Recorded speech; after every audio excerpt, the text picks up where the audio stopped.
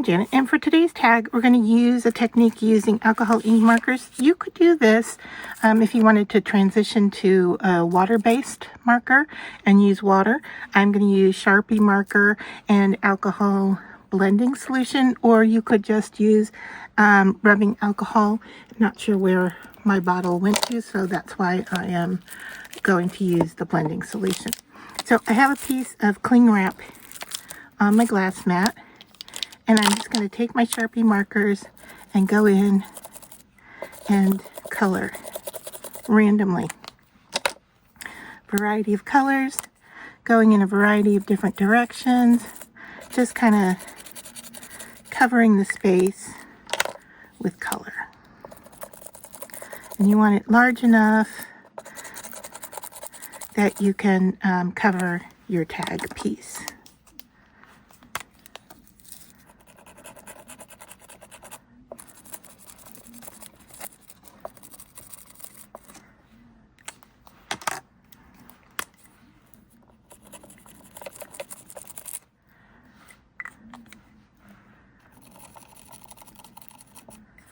And this is going to be making our background image.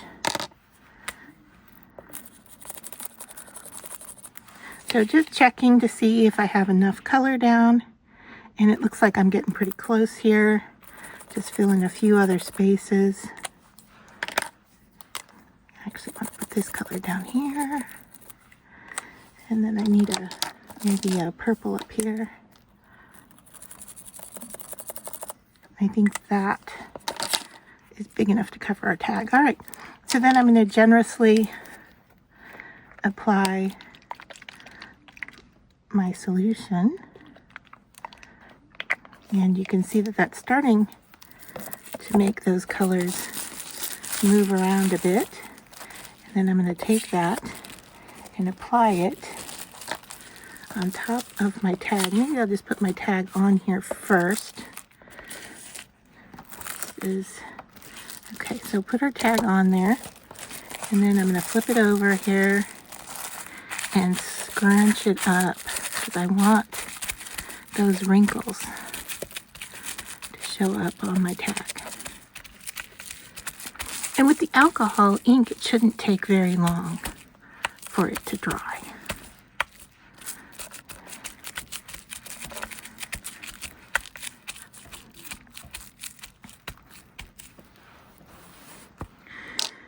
And while this is drying, we can go ahead, I'm just going to wrap it up to hold it in place.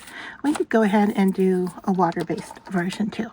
All right, so for the water-based one, same technique, just using water-based markers. And once again, going in and just coloring on my plastic. And it sticks really well to a glass mat, so if you have one, this seems to be something that works pretty well.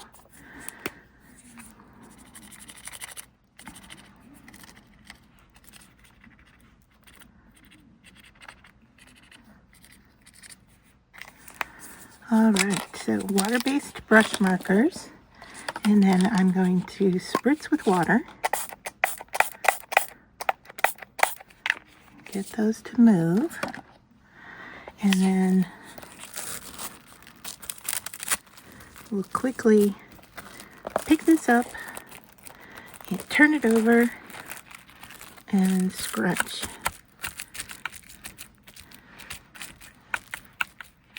And I think what I'm seeing here is that we're going to get kind of a better wrinkle out of the watercolor. But here's the alcohol ink version, and it's damp but interesting looking to it. And there's the back.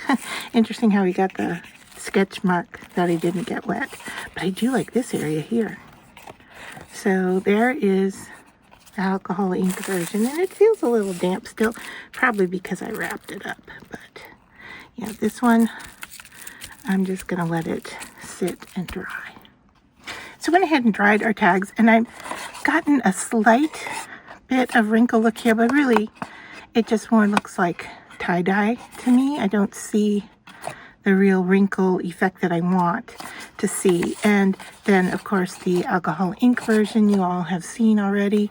I like the look of this. Maybe the colors here that I don't care for, but yeah, I like the two results. But I have one more idea, and this time I'm going to take my plastic wrap and go in and color again.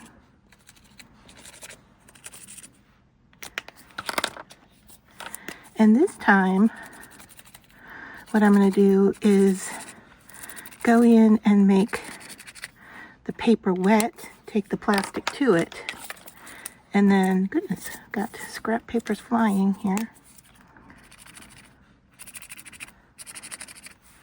This looks almost like the purple color.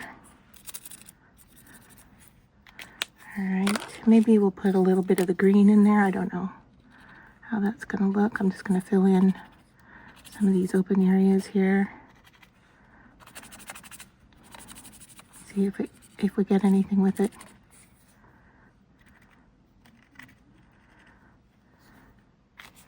It mixes with the other colors, interestingly. All right, so my cardstock here, I'm going to spray the cardstock with water. Get it pretty damp. Let that soak in for a second. I'm going to take my drawn plastic wrap over to my tag, lay it down, and wrinkle. And let that dry. And hopefully that will give me the look I'm going for. All right, so another experiment. So here is one where I wet the card and brought the plastic to it. My thought was, I started to see some wrinkly lines here and here, but I played with it too much. So I thought, okay, I'm going to do another one and let it sit. I did that, and I looked away, and the wrinkles were very juicy with color. And I looked away and went to put my pens away, looked back, and it had absorbed all of the color.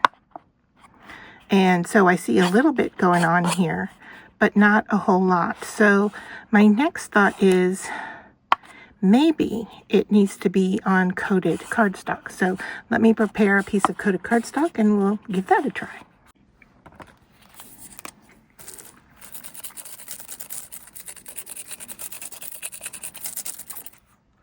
So I've gotten even faster at putting my color down. And the coated cardstock I'm using here was just a piece I had sitting off to the side. It may even be Yupo. I don't know.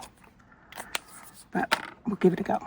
All right, so still I'm going to spray the paper. And so I can see the water kind of pilling up on it. And I'm going to flip this over onto my tag and let it wrinkle. And we'll give that a try. All right, well, this one seems to be kind of soaking in and transforming as well. So I thought I'll just go ahead and take the plastic off, even though it's still wet. And I think that is giving us the best kind of wrinkle result of our tags. And I can go in and dry this, but let me bring it up close so you can see what the wrinkle effect looks like. Now, I've had success with the wrinkle technique on coffee mugs with alcohol ink, and those look really, really nice. And if I find my image, I'll put it on the video here.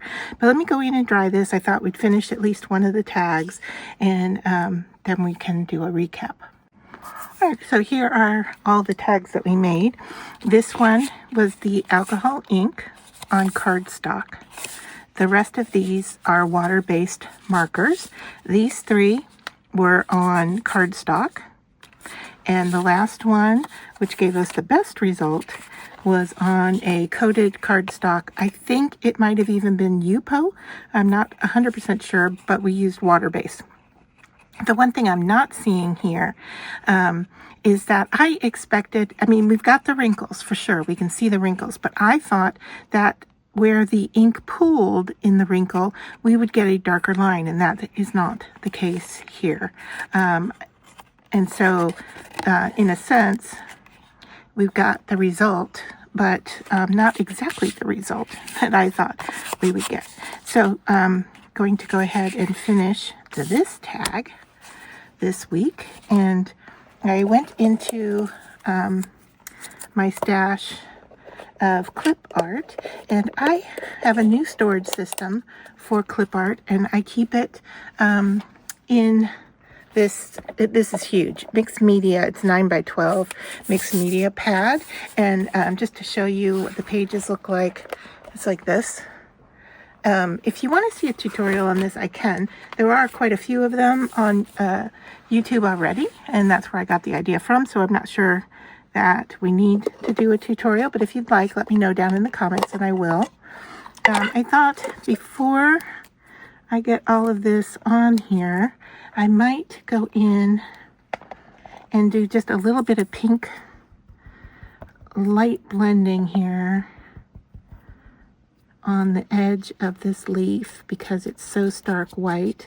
I thought giving it a little bit of a pink edge, pink area to it, just to tone down the white a little bit. Yeah, that's more of what I was thinking about.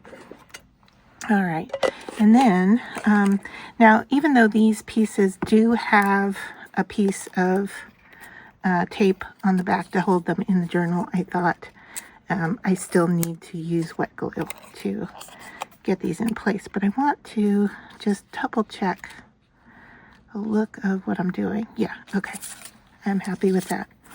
So I'm just going to go ahead and apply wet glue right over this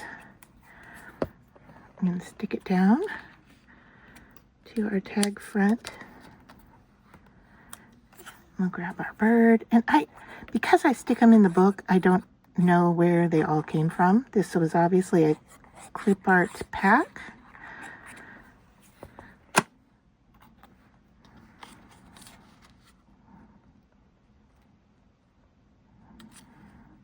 Think like that.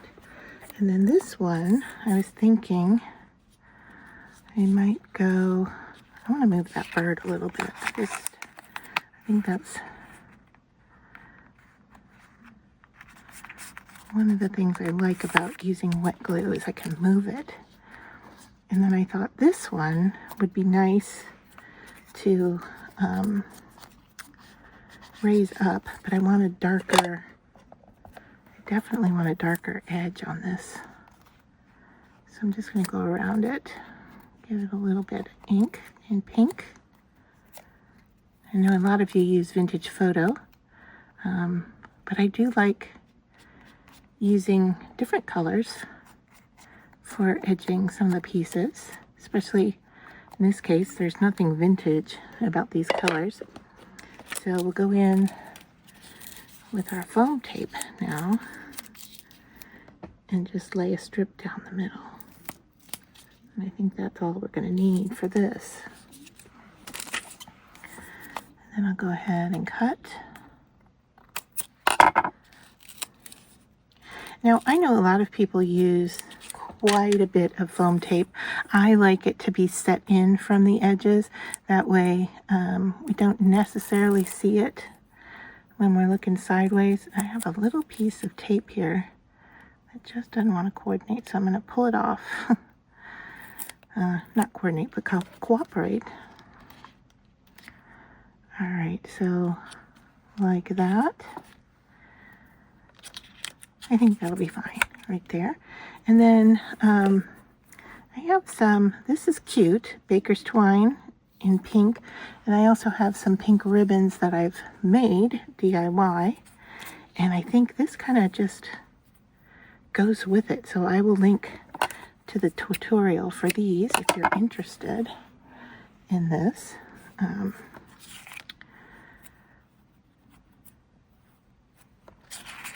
I'll go ahead and put the loop to the back if we want the loop to show in the front. I say that to myself every single time so that I remember. Because the first couple of times I ever worked with ribbon on a tag, I always had to take it apart. So I think that is playful, and the spottedness of the ribbon plays with the spottedness of the background of our tag. I've got this little teeny piece here hanging over from the bird. I'll just go ahead and cut that off.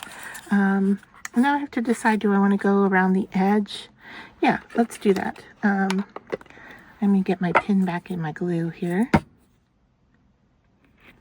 All right, I think I'm going to go into the darker pink. And this is a set of ink from Vicky Piton, but you could use any brand of ink to do this. But if you're looking for these specific colors, that's where this came from.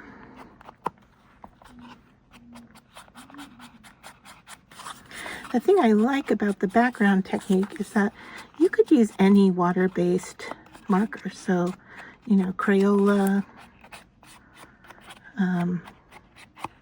whatever brand. It doesn't have to be a high-end art material to get this kind of, I'm going to call it tie-dye because it isn't really the wrinkle look that I was originally going for. But there is our finished tag. So let me know down in the comments which background or which material was your favorite, the watercolor based or the alcohol ink based and the uncoated paper or the coated paper.